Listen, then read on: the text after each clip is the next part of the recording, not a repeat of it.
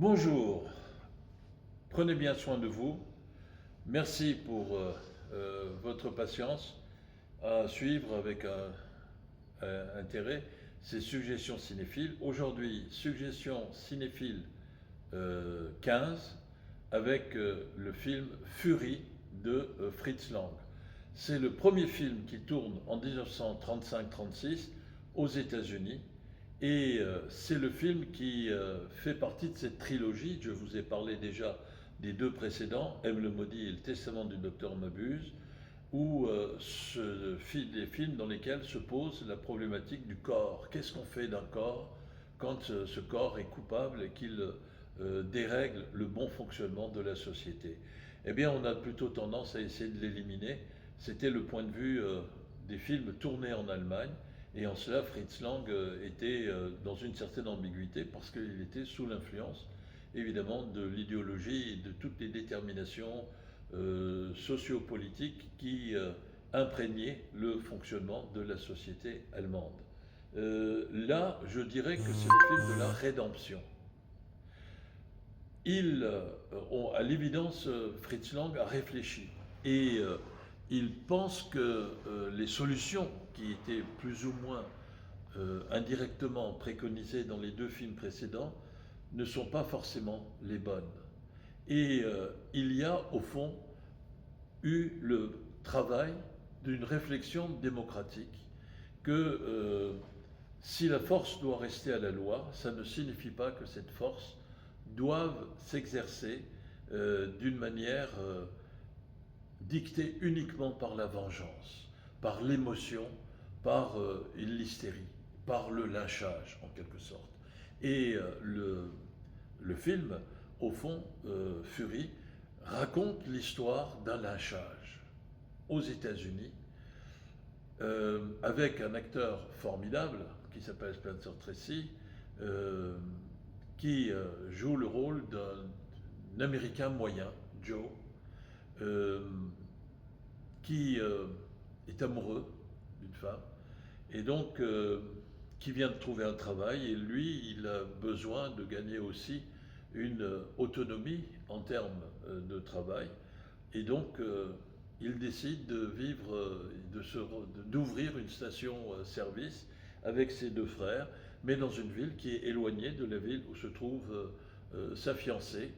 Et il veut établir cette station, enfin sur des bases solides, cette station-service, avant de pouvoir procéder au mariage, qui est l'objectif recherché. Bien.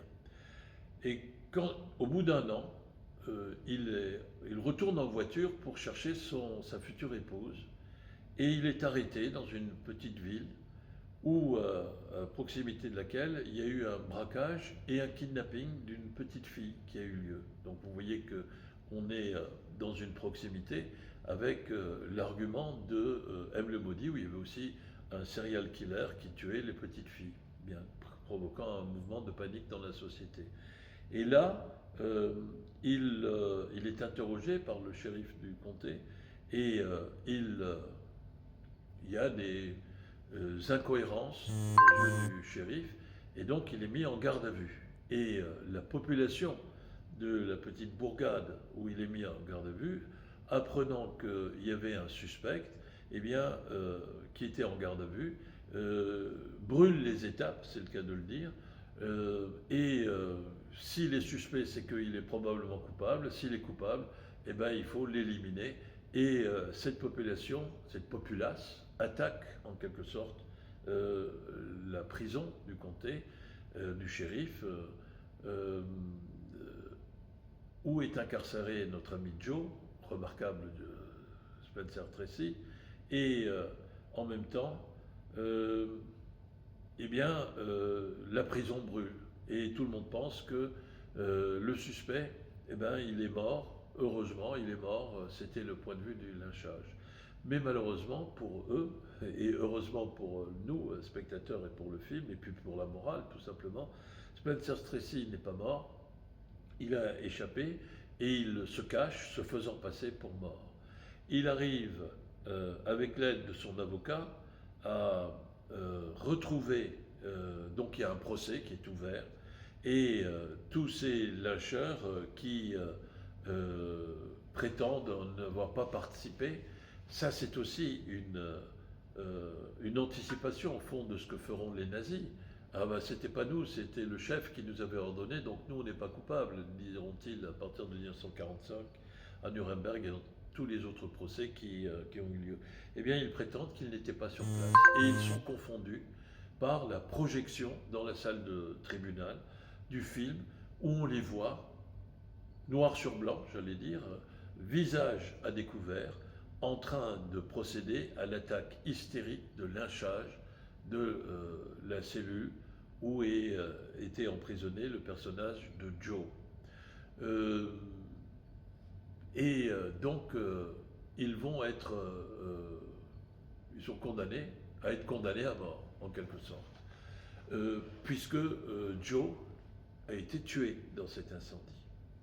Et là, le film, et c'est un des cas très rares dans l'histoire du cinéma, nous montre une scène où Joe rejoint ses deux frères, qui pensaient aussi qu'il était mort, et il leur explique que désormais, il est porté par une force de vengeance, une recherche irrationnelle de vengeance pour provoquer la condamnation à mort de tous ceux qui avaient essayé de l'éliminer par ce lynchage et cet incendie de la prison.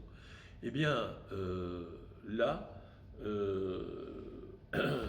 un moment donné, pendant qu'il parle à ses frères, il y a un plan où le personnage de Spencer Tracy, ce Joe, eh bien, se tourne vers la caméra. C'est, à ma connaissance, sinon le seul, du moins l'un des très très rares, mais à ma connaissance, c'est le seul film de fiction où soudain le personnage s'adresse à la caméra, c'est-à-dire s'adresse à nous, les spectateurs.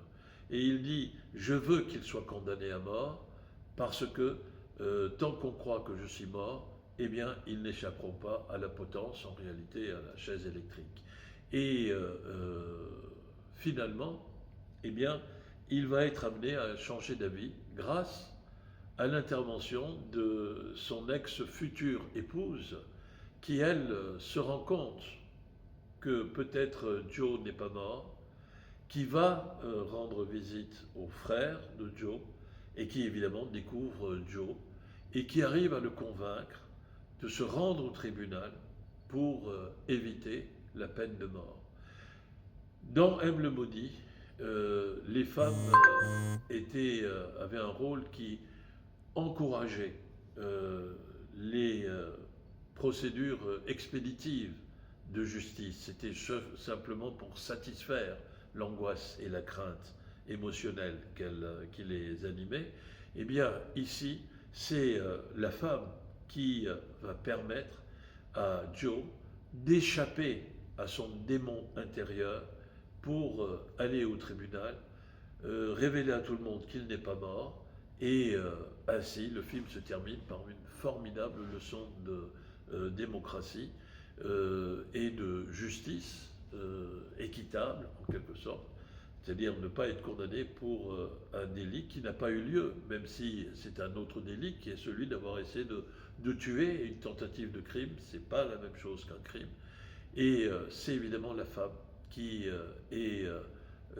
assure cette rédemption. Et c'est ce premier film américain qui va permettre à Fritz Lang de se débarrasser, en quelque sorte, de son état de somnambule apolitisé qu'il avait pendant qu'il était en Allemagne. Et à partir de là, il fait sa révolution éthique copernicienne. Le point de vue chez Fritz Lang va se modifier. Eh bien, quand il y a un crime, il faut punir avec justice et équité ce crime, et pas avec une méchanceté hystérique, émotionnelle, l'hystérie étant aussi bien l'apanage des êtres humains masculins que des êtres humains féminins. Et ce film, pour cette raison, est un très très grand film, un chef-d'œuvre à ne pas manquer, que nous avons déjà eu l'occasion de montrer à l'Odyssée et dont je suis persuadé que vous aurez beaucoup de plaisir à le voir ou à le revoir sur les différents sites ou plateformes que vous connaissez. Et je vous invite sur YouTube, sur notre site à nous, à faire vos commentaires et également vos suggestions pour d'autres films dont on pourrait vous parler. Et n'oubliez pas, distanciation sociale, certes, respect des consignes, certes, mais dans le cadre d'une inébranlable proximité cinéphilique. À très bientôt. Merci. Au revoir.